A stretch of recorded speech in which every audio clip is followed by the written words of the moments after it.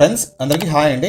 మన Indian stock market ఈ రోజు చాలా భారీ నష్టాలతో స్టార్ట్ అయిందండి. సో ఒక ఇండియన్ స్టాక్ మార్కెట్ కాకుండా మొత్తం గ్లోబల్ అంతా కూడా అన్ని మార్కెట్స్ కూడా కంప్లీట్ గా రెడ్ గా అయితే చేంజ్ అయిపోయింది. దీనికి ఒకే ఒక రీజన్, ఒకే ఒక పర్సన్ కారణం అనమాట. సో ఆ పర్సన్ పేరు వచ్చేసి Donald Trump.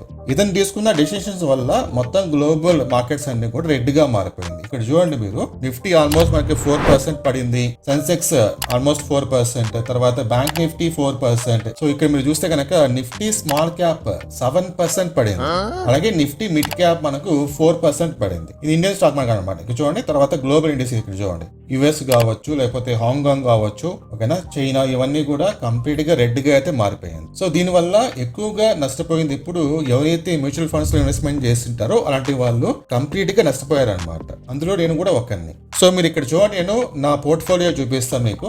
Mutual funds open చేస్తాను. ఇక్కడ చూడండి, కరెక్ట్ 2,15,000 మాత్రమే ఉంది. Total returns -34,000. మీరు ఎవరైనా సరే మ్యూచువల్ ఫండ్స్ లో ఇన్వెస్ట్మెంట్ చేస్తుంటే మీకు ఎంత లాస్ లో ఉందో కామెంట్ చేయండి. డాష్ బోర్డ్ ఓపెన్ చేస్తాను. ఇన్వెస్టెడ్ వాల్యూ ఆల్మోస్ట్ నేను 2,50,000 రూపీస్ ఇన్వెస్ట్మెంట్ చేస్తే ఇప్పుడు ప్రెసెంట్ నాకు 2,15,000 మాత్రమే ఉంది. 34,000 లాస్ లో అయితే ఉందన్నమాట. 14% లాస్ లో అయితే ఉంది. ఇంతకు ముందు రోజు అంటే లాస్ట్ ఫ్రైడే రోజు నాకు 4,600 రూపీస్ లాస్ అయితే కనుక ఈ రోజు దీనికి ట్రిపుల్ అయితే కాబోతుంది. ఆల్మోస్ట్ ఒక 12,000 నుంచి 15,000 రూపీస్ వరకు లాస్ రావడానికి ఛాన్స్ అయితే ఉంటుంది.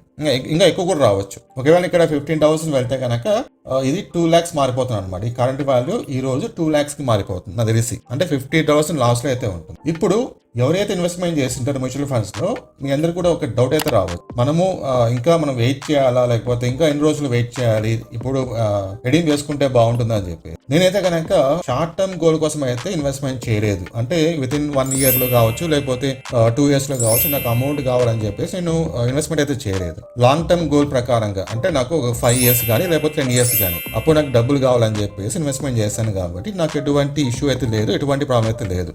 సో మీరు కనుక ఇప్పుడు కొత్తగా ఇన్వెస్ట్మెంట్ చేయాలనుకునే కనుక మ్యూచువల్ ఫండ్స్ లో ఫస్ట్ థింగ్ వచ్చేసి మీరు విత్ ఇన్ 1 or 2 years లో డబ్బులు కావాలనుకునే కనుక ఇన్వెస్ట్మెంట్ చేయొద్దు. మినిమం మీరు ఒక 5 years వెయిట్ చేసే విధంగా ఉంటే కనుక ఇన్వెస్ట్మెంట్ చేసుకోండి. మార్కెట్ ఎప్పుడు కూడా పీక్ స్టేజ్ లో ఉన్నప్పుడు మాత్రం ఇన్వెస్ట్మెంట్ చేయొద్దు. అంటే మార్కెట్ బాగా పెరిగినప్పుడు ఇన్వెస్ట్మెంట్ చేయొద్దు.